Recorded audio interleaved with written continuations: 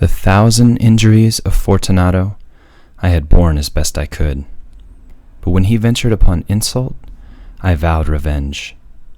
You, who so well know the nature of my soul, will not suppose, however, that I gave utterance to a threat. At length I would be avenged. This was a point definitively settled, but the very definitiveness with which it was resolved precluded the idea of risk. I must not only punish, but punish with impunity. A wrong is unredressed when retribution overtakes its redresser. It is equally unredressed when the avenger fails to make himself felt, as such to him who has done the wrong. It must be understood that neither by word nor deed had I given Fortunato cause to doubt my goodwill. I continued, as was my wont, to smile in his face, and he did not perceive that my smile now was at the thought of his immolation. He had a weak point, this Fortunato, although in other regards he was a man to be respected and even feared. He prided himself on his connoisseurship in wine. Few Italians have the true virtuoso spirit. For the most part, their enthusiasm is adopted to suit the time and opportunity, to practice imposture upon the British and the Australian millionaires. In painting and gemmery, Fortunato, like his countrymen, was a quack. But in the matter of old wines, he was sincere. In this respect, I did not differ from him materially. I was skillful in the Italian vintages myself, and brought largely whenever I could. It was about dusk, one evening, during the supreme madness of the carnival season, that I encountered my friend. He accosted me with excessive warmth, for he had been drinking much. The man wore motley. He had on a tight-fitting party-stripped dress, and his head was surrounded by the conical cap and bells. I was so pleased to see him that I thought I should never have done wringing his hand. I said to him, "My dear Fortunato, you are luckily met. How remarkably well you are looking today. But I have received a pipe of what passes for Amontillado, and I have my doubts." "How?" said he. "Amontillado? A pipe? Impossible! And in the middle of the carnival?" "I have my doubts," I replied. "And I was silly enough to pay the full Amontillado price without consulting you in the matter. You were not to be found, and I was fearful of losing a bargain." "Amontillado?" "I have my doubts. Amontillado. And I must satisfy them. Amontillado. As you are engaged, I am on my way to the Lucchesi. If anyone has a critical turn, it is he. He will tell me, 'Lucchesi cannot tell Amontillado from sherry.' And yet some fools will have it that his taste is a match for your own. Come, let us go." "Whither?" "To your vaults." "My friend, no, I will not impose upon your good nature. I perceive you have an engagement. Lucchesi, I have no engagement. Come." "My friend, no, it is not the engagement, but the severe cold with which I perceive you are afflicted. The vaults are insufferably damp. They are encrusted with nitre. Let us go, nevertheless. The cold is merely nothing. Amontillado! You have been imposed upon, and as for Lucchesi, he cannot distinguish sherry from Amontillado." Thus speaking, Fortunato possessed himself of my arm. Putting on a mask of black silk, and drawing a roquelaire closely about my person, I suffered him to hurry me to my palazzo. There were no attendants at home. They had absconded to make merry in honor of the time. I had told them that I should not return until the morning, and had given them explicit orders not to stir from the house. These orders were sufficient, I well knew, to ensure their immediate disappearance, one and all, as soon as my back was turned. I took from their sconces 2 flambeaux, and giving one to Fortunato, bowed him through several suites of the room to the archway that led into the vaults. I passed down a long and winding staircase, requesting him to be cautious as he followed. We came at length to the foot of the descent, and stood together on the damp ground of the catacombs of the Montresors. The gait of my friend was unsteady, and the bells upon his cap jingled as he strode. "The pipe," said he. "It is farther on," said I, "but observe the white webwork which gleams from these cavern walls." He turned toward me and looked into my eyes with two filmy orbs that distilled the rheum of intoxication. "Niter," he asked at length. "Niter," I replied. "How long have you had that cough?"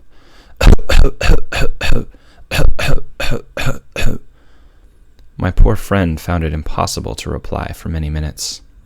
"It is nothing," he said at last. "Come," I said, with decision. "We will go back. Your health is precious. You are rich, respected, admired, beloved. You are happy, as once I was. You are a man to be missed. For me it is no matter. We will go back. You will be ill, and I cannot be responsible. Besides, there is Lucchesi." "Enough," he said. "The cough is a mere nothing. It will not kill me. I shall not die of a cough." "True, true," I replied, "and indeed I had no intention of alarming you unnecessarily. But you should use all proper caution. A draught of this medoc will defend us from the damps." Here I knocked off the neck of a bottle that I drew from a long row of its fellows that lay upon the mold. "Drink," I said, presenting him the wine. He raised it to his lips with a leer. He paused and nodded to me familiarly, while his bells jingled. "I drink," he said, "to the buried that repose around us, and to your long life." He again took my arm, and we proceeded these vaults. He said, "Are extensive." "The Montresors," I replied, "were a great and numerous family." "I forget your arms." "A huge human foot d'or, and a field azure. The foot crushes a serpent, rampant, whose fangs are embedded in the heel." "And the motto?" "Nemume impune lacessit." "Good," he said. The wine sparkled in his eyes, and the bells jingled. My own fancy grew warm with the medoc. We had passed through the walls of piled bones, with casks and puncheons intermingling, into the inmost recesses of the catacombs.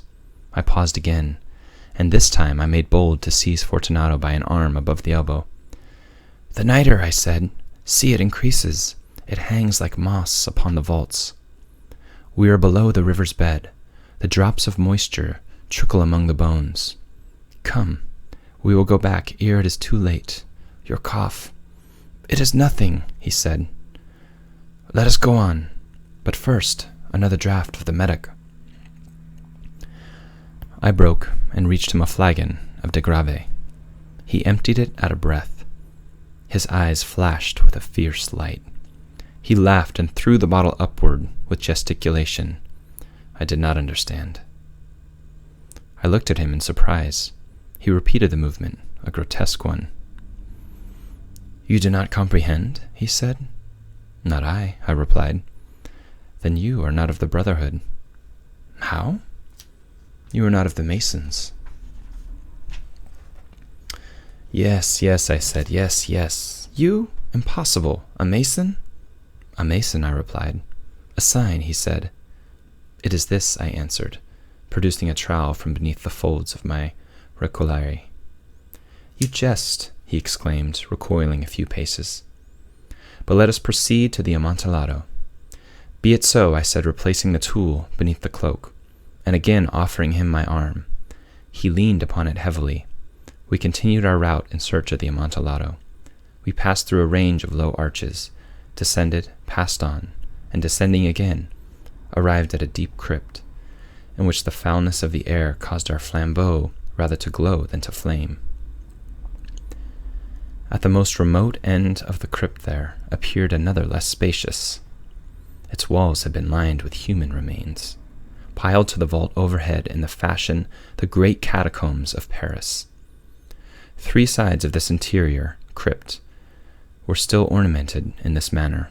From the 4th, the bones had been thrown down and lay promiscuously upon the earth, forming at one point a mound of some size. Within the wall, thus exposed by the displacing of the bones, we perceived a still interior recess, in depth about 4 feet, in width 3, in height 6 or 7.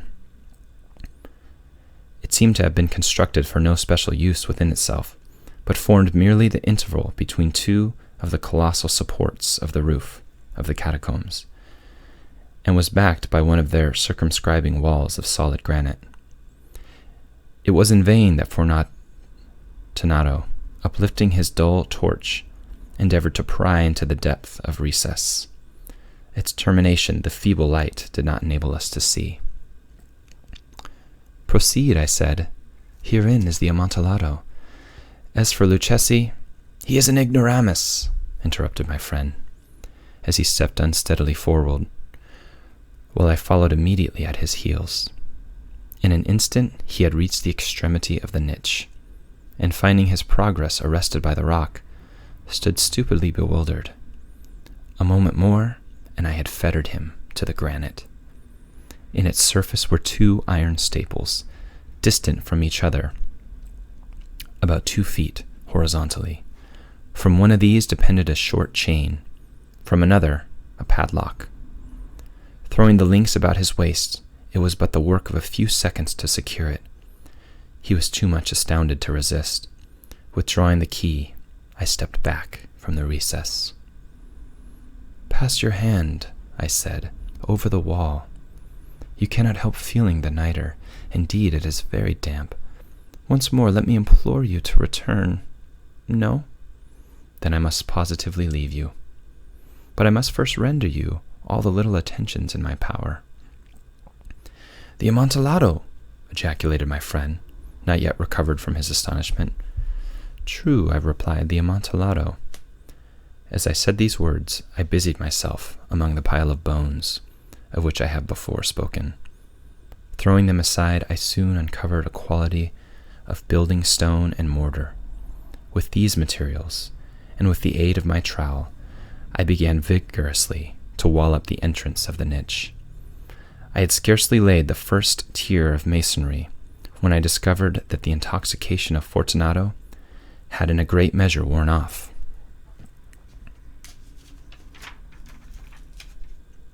The earliest indication I had of this was a low moaning cry from the depth of the recess. It was not the cry of a drunken man. There was then a long and obstinate silence. I laid the second tier, and the third, and the fourth, and then I heard the furious vibrations of the chain.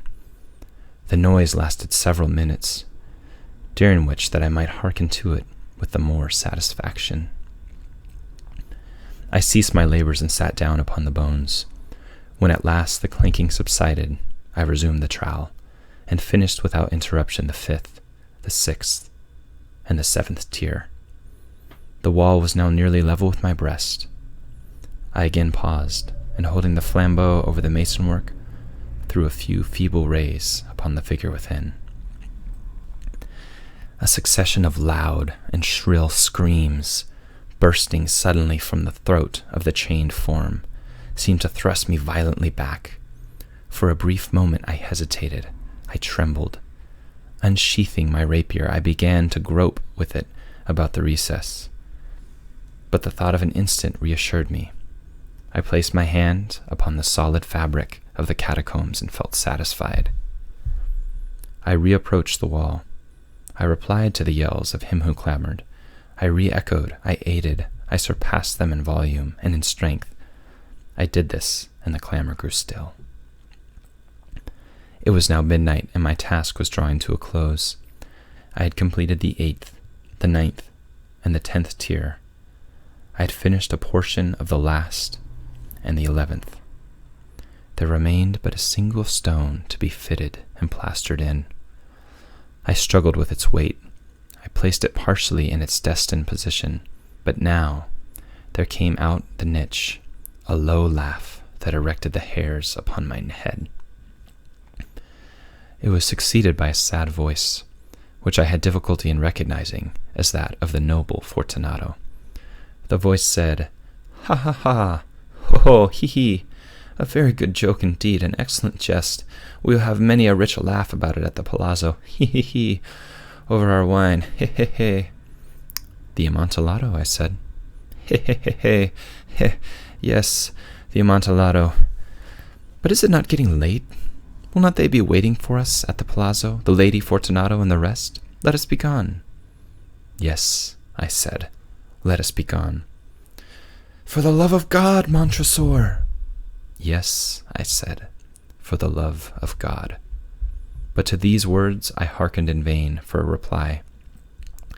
I grew impatient. I called out, Fortunato. No answer. I called again, Fortunato. No answer still. I thrust a torch through the remaining aperture and let it fall within. There came forth in return only a jingling of the bells. My heart grew sick on account of the dampness of the catacombs. I hastened to make an end of my labor.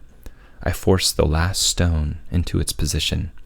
I plastered it up against the new masonry. I re-erected the old rampart of bones. For the half of a century, no mortal has disturbed them. In pace requiescat.